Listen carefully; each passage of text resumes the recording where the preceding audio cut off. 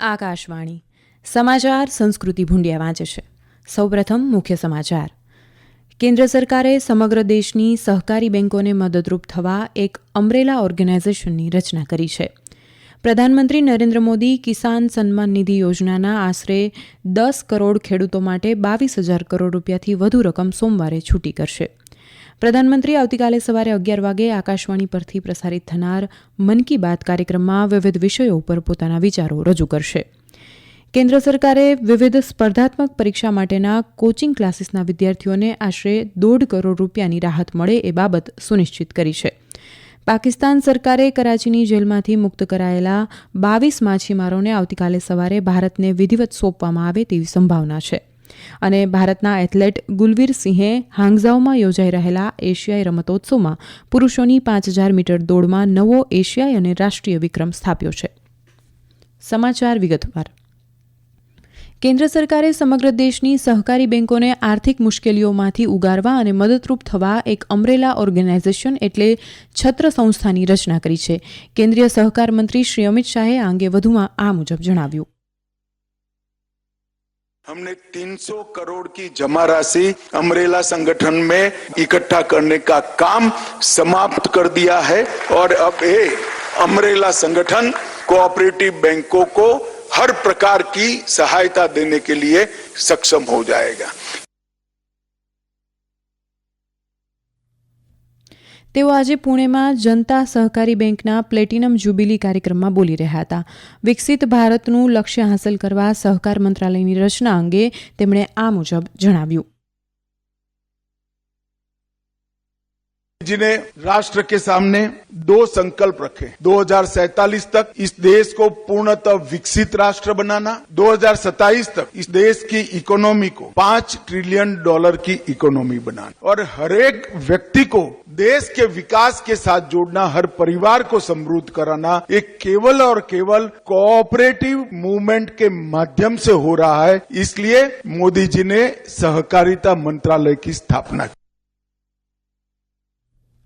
ત્યારબાદ પુણેમાં યોજાયેલી પશ્ચિમ વિભાગ પરિષદની બેઠકના અધ્યક્ષસ્થાનેથી બોલતા શ્રી અમિત શાહે સહકારી બેંકોને નવી ટેકનોલોજી અપનાવવા પર ભાર મૂક્યો હતો. તેમણે કહ્યું કે સહકાર યુનિવર્સિટી વિધેયક સહકારી શિક્ષણને વધુ મજબૂત બનાવશે. પ્રધાનમંત્રી નરેન્દ્ર મોદી પ્રધાનમંત્રી કિસાન સન્માન નિધિ યોજનાના દેશભરના આશરે 10 કરોડ ખેડૂતો માટે 22,000 કરોડ રૂપિયાથી વધુ રકમ છૂટી કરશે.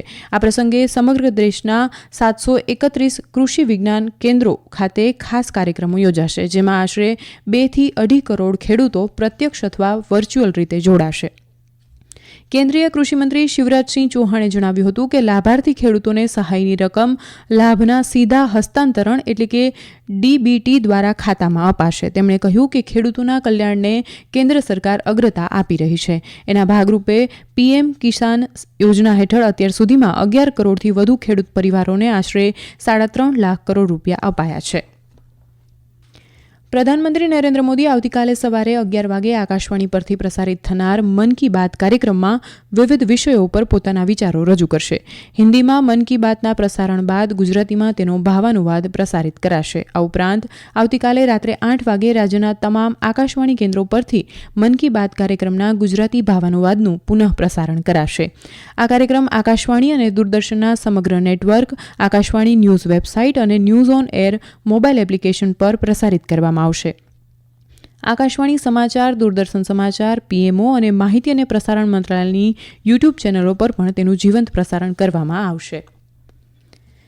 પ્રધાનમંત્રી નરેન્દ્ર મોદી આવતીકાલે મધ્યપ્રદેશ, બિહાર અને આસામની મુલાકાતે જશે. પ્રધાનમંત્રી આવતીકાલે મધ્યપ્રદેશના બાગેશ્વર ધામ તબીબી અને વિજ્ઞાન સંશોધન સંસ્થાનું ભૂમિપૂજન કરશે. અદ્યતન ઉપકરણો અને નિષ્ણાંત તબીબો સાથેની સૂચિત કેન્સર હોસ્પિટલમાં ગરીબ દર્દીઓની વિનામૂલ્યે સારવાર કરાશે. આ ઉપરાંત પ્રધાનમંત્રી આવતીકાલે ભોપાલમાં 2 દિવસ માટેની વૈશ્વિક રોકાણકાર પરિષદનું ઉદ્ઘાટન કરશે.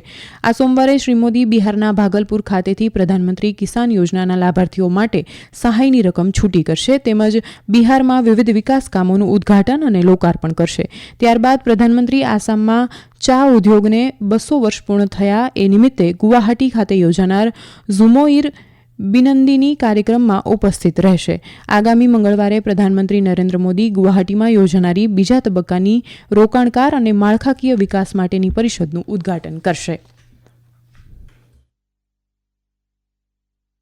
આ રાષ્ટ્રીય સમાચાર આપ આકાશવાણી પરથી સાંભળી રહ્યા છો. આ સમાચાર આપ અમારી YouTube channel AIR news Gujarat પર પણ સાંભળી શકશો. વધુ સમાચાર માટે અમારી વેબસાઇટ newsonair.gov.in/gujarati અને અમારા એક્સ હેન્ડલ AIR_news_ABAD ને ફોલો કરી શકશો.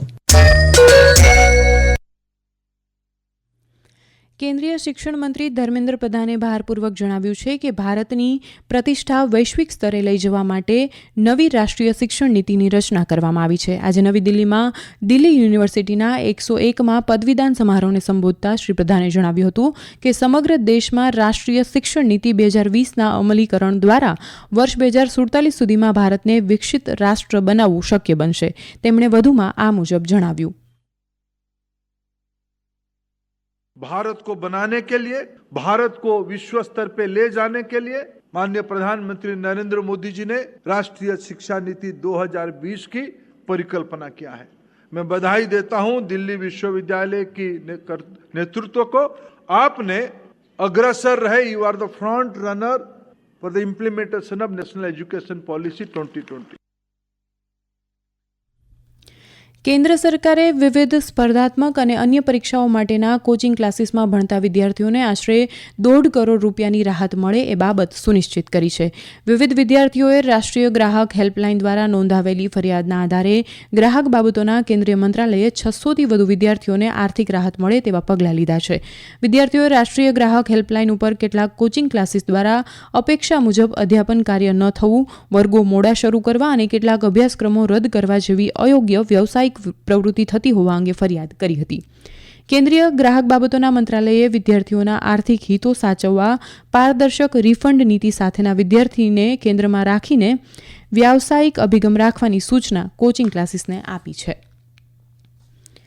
પાકિસ્તાન સરકારે કરાચીની માલિર જેલમાંથી ગઈકાલે મુક્ત કરાયેલા 22 માછીમારોને આવતીકાલે સવારે ભારતીય અધિકારીઓને વિધિવત સોંપવામાં આવે તેવી સંભાવના છે.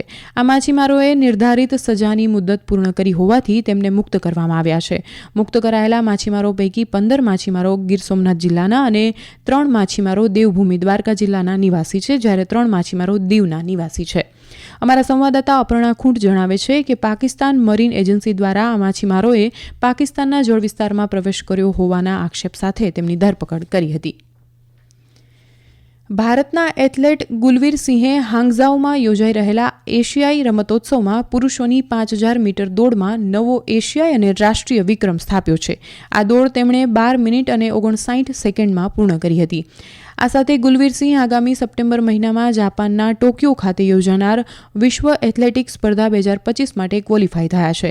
ઉલ્લેખનીય છે કે ગયા અઠવાડિયામાં ગુલવીરસિંહે પુરુષોની 3000 મીટર દોડ માત્ર 7 મિનિટ અને 38 સેકન્ડમાં પૂર્ણ કરીને નવો રાષ્ટ્રીય વિક્રમ નોંધાવ્યો હતો. ગુલવીરસિંહ આ સ્પર્ધામાં બીજા સ્થાને રહ્યા હતા. ભારતની જીવન નેન્દુચેન્ઝિયન અને વિજય પ્રશાંતની જોડીએ પુણેમાં રમાઈ રહેલી ATP ચેલેન્જર ઓપન ટેનિસ સ્પર્ધામાં પુરુષોના ડબલ્સનો ખિતાબ જીતી લીધો છે. સ્પર્ધાની ફાઇનલમાં જીવન અને વિજયની જોડીએ ઓસ્ટ્રેલિયાની બ્લેક બેલ્ડન અને મેથ્યુ રોમિયોઝની જોડીને 2-1થી પરાજય આપ્યો હતો. મહારાષ્ટ્રના સિંધુદુર્ગ જિલ્લામાં આવેલા પર્યટન સ્થળ તરકારલી દરિયાકાંઠે નાહવા ઉતરેલા પુણેના 2 યુવાનોના ડૂબી જવાથી મોત નિપજ્યા છે. પુણેના 5 યુવાનો દરિયામાં નાહવા ઉતર્યા હતા ત્યારે તીવ્ર મોજાના લીધે 2 યુવાનોના ડૂબી જવાથી મોત નિપજ્યા હતા, જ્યારે એકને ઈજા થઈ છે. જાહેર વહીવટમાં નોંધપાત્ર કામગીરી માટે અપાતા પ્રધાનમંત્રી જાહેર વહીવટ પુરસ્કાર માટે 1,500થી વધુ નામાંકનો મળ્યા છે. જિલ્લા અને આકાંક્ષાવાળા ઘટકોમાં સર્વગ્રાહી વિકાસ માટે કામગીરી કરનાર કર્મચારીને 5 પુરસ્કારો અપાશે. આ ઉપરાંત નવકલ્પના શ્રેણીમાં 6 પુરસ્કારો અપાશે. ઉલ્લેખનીય છે કે આગામી 21મી એપ્રિલે દિલ્હીમાં ઉજવનારા નાગરિકા સેવા દિવસ પ્રસંગે પ્રધાનમંત્રી નરેન્દ્ર મોદી વિજેતાઓને આ પુરસ્કાર એનાયત કરશે. અંતમાં મુખ્ય સમાચાર ફરી એકવાર.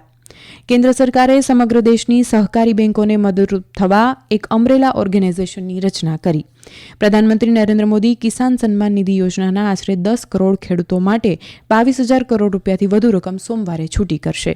આકાશવાણી પરથી સમાચાર પૂરા થયા.